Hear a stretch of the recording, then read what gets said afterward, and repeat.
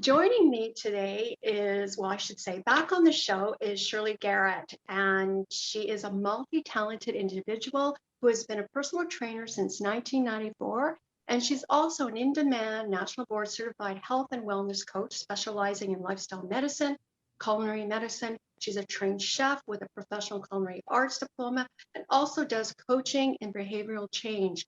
Joining her today is Dr. Owen Garrett, who received his PhD in 1992 in psychology at the University of Western Ontario. Since 2008, he has worked in his private practice called Active Insights Healthcare. He works with individuals that experience a variety of challenges such as depression, anxiety, post-traumatic stress disorder, substance use problems, and chronic illness such as diabetes or chronic pain. Welcome both to the show, Dr. Garrett and Shirley. Thank you very much. Nice to be here. Yeah, so we're talking about coaching for behavioral change. Tell us your role and what are the areas that you focus on? Well, So, go ahead. Who goes first? Shirley. okay. Yeah. What is coaching for behavior change? I would say coaching is a supportive and structured collaboration between the client or participant and the coach to help the client achieve long-term sustained behavior change.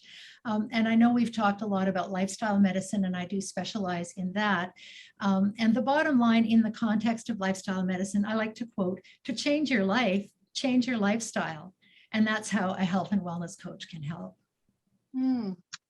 Now, is coaching the same as counseling or therapy?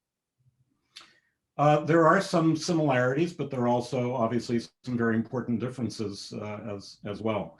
So the areas where there's similarities is that you're looking to assist the other person to improve some aspect of their functioning and their lives. So there's some of the skills or the approaches that you would be using, such as good listening skills, asking good questions to clarify for the person, what it is that they're working on. Another area that's common is you're dealing with a human being, so you want to create an environment that is safe. You want a trusting environment where people feel that it's okay to talk about whatever it is that's important to talk about. So those are some of the similarities. The differences, very important, is that usually in therapy, you're dealing with a person who is experiencing some difficulty of one sort or another, emotional difficulty, thinking difficulty, maybe they've suffered trauma. So there's been something usually in their past, in their history, which is causing a difficulty for them in the present moment. So the purpose of therapy is to help them to resolve those issues so that they can live more successfully, more happily in the present and move on to the future. Coaching is going to be more present, starts off more present focused, so that you're looking to where the person is currently functioning, and then also looking to see what kinds of things are they interested in moving towards in the future, and kind of building sort of a behavioral bridge, or that's the way I like to think about it, between where they are currently and where they'd like to go into the future. Yes, and I mean, so what questions do you often get asked, Dr. Garrett? Well, as a therapist, I mean that's where most of my work is that people will explain to me where their current difficulties are, and oftentimes there's a bit of mystery. They're very worried, of course. Things aren't working well for them. Their ability to sort of think clearly about what they're dealing with may not be at their best. And so on. So it's like, help me to understand, why am I the way that I am? So that's usually a good starting point. And that's where the beginning of, focusing on the past is a little bit helpful, because, well, first you do want to get a good sense of where they are in the present moment, what's working for them, what's not working for them. But then you sort of want to get a little bit more of their history to see where was the development of some of these issues. And when you actually work with a person to help them to tell their story about how things were for them, growing up in the family or previous work experiences, they usually start to appreciate and understand why their current difficulties actually have developed. So it takes some of the mystery out of, and with that, it takes some of the worry out of why they are the way they are now. It's no longer that much of a mystery. Hmm. Well, I have like question. I don't like being told what to do, and if I try the advice someone gives me, I rarely stick to it for more than 3 weeks. Then back to my old habits. Like, how does one start and keep going? And what would you recommend for both of you? This question. Yeah. Owen, go ahead. Yeah, yeah. Well, I guess the first thing, and everyone's kind of had this experience, but if you were, going into a room and you had a person standing in back of you, and they put their hands on your back and they started pushing you into the room, saying, "Go into the room, go into the room," probably you're going to lean back and you're going to resist. But if they got in front of you and they said, "Come on in, it's really nice in here. Why don't you come in and see for yourself what a great spot this is?" You might find it a little bit easier to do that behavior change and go into the room. So the first thing I talk to people about is it's the approach towards the behavior change. And I like to work with it as an invitational approach. You're sort of inviting the person into the change. And for that to happen, you have to find out more about what interests them. What are their values? What's the meaning? What do they hope to get out of it? So you're creating sort of an invitational context. And that means that the motivation to change is actually, you're sort of drawing the motivation to change from them. So instead of applying pressure on them to get to change, you're actually just creating an environment which invites them to move forward. Yes, and you talked about being safe, right? Is really important. To start with, if the person feels safe and they feel they can, generally speaking, make that change. And yeah. Behavior change is invites uncertainty, right? If I'm going to be, you're going to want me to go from here to there, and I've never been there before, kind of thing. It's like it can be a bit scary for people. So that has to be respected in terms of what this is all about. Excellent. Shirley, would you like to add? Well, I will just add from the exercise and fitness perspective.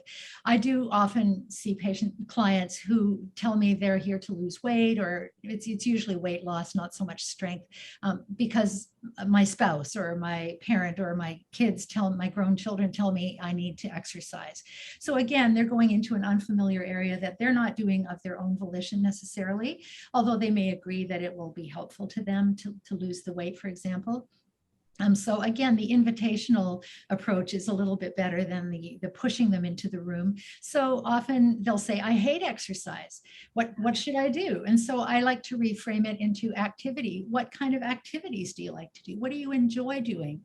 And when you take away the visions in their head about the gym and the weightlifting or whatever they may be envisioning, and you ask them to choose something that's an activity and call it activity rather than exercise, you can usually find that they go, "Well, I don't mind walking my neighbor's dog, and I enjoy yard work in the fall. I really have fun raking the leaves and watching my kids play in the piles of leaves." So when it starts to look inviting, and exactly what Dr. Garrett said is usually a better approach.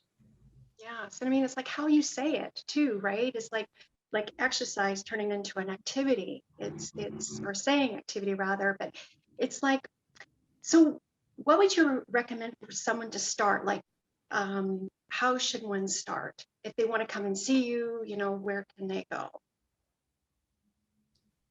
Are you talking about contacting me specifically? Yes, you both. Yes. Okay. Well, if they wanted to see me and set up a meeting either virtually or in person, I can be reached for an appointment set up at my website, and my email address is attached to my website. The website is proactivehealthcoach.com with no spaces or hyphens. And my email address is Shirley, SHIRLEY, at proactivehealthcoach.com. Dr. Garrett? Yeah. People can go to the website, activeinsights.ca. That's just the website. It has all the information and how to contact me, and it gives a little bit more information about the nature of the practice and so on. And I like the company, Active Insights. Well, it's an interesting thing because when I came up with the name, I realized as a psychologist that having insight is kind of nice, very helpful, kind of important to have. But insight by itself actually doesn't lead to change unless the insight is activated in some way. And so that's the part when I'm working with people, it's not just about helping them to achieve a better insight, it's also about how do you activate it? How do you actually put it into the real world? For both of you, is there anything else you'd like to add that we didn't, that I missed? Anything? Well, well, one aspect about behavior change also is how to start it, but also how to sustain it. You know, people every New Year's, they have their New Year's resolutions, works for about 2 to 3 weeks, and then it stops. So behavior change by itself is actually not that hard. People start, you know, behavior change all the time. It's really about how do you sustain it is really the tricky part. And for that, you really want to dig into what are the person's values? What's the meaning of the change for them? How is their life going to be different? Like what you're trying to do is contextualize what the benefits are in a very concrete way for the person so that they can sort of feel it, visualize it.